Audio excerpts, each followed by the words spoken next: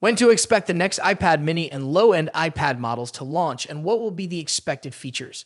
While rumors have been focused on new iPad Pro and iPad Air models, some Apple customers are wondering when the next iPad mini will be released.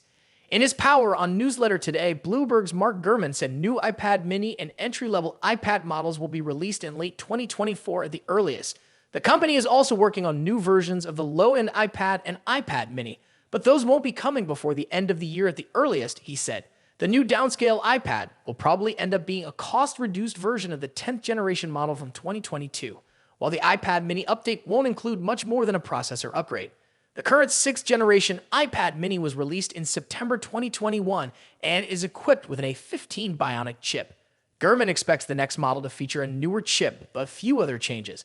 Additional features rumored by other sources include camera upgrades and a fix for the jelly scrolling display behavior.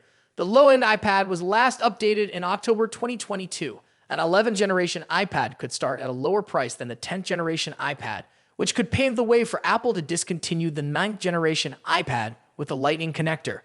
And about the expected features of the iPad mini 7 2024. As part of a routine spec bump, the next iPad mini will likely be equipped with a faster A16 Bionic chip at a minimum. Upgraded front and rear cameras are rumored for the new iPad mini. The current model has a 12-megapixel rear camera with an f1.8 aperture and a 12-megapixel ultra-wide front camera with an f2.4 aperture. New color options are rumored for the new iPad mini. The current model is available in space gray, starlight, pink, and purple. It is likely that the next iPad mini will support Wi-Fi 6E and Bluetooth 5.3, enabling faster Wi-Fi speeds with a supported router and improved Bluetooth connectivity. Apple already added Wi-Fi 6E and Bluetooth 5.3 support to the latest iPad Pro, iPhone 15 Pro models, and most new Macs.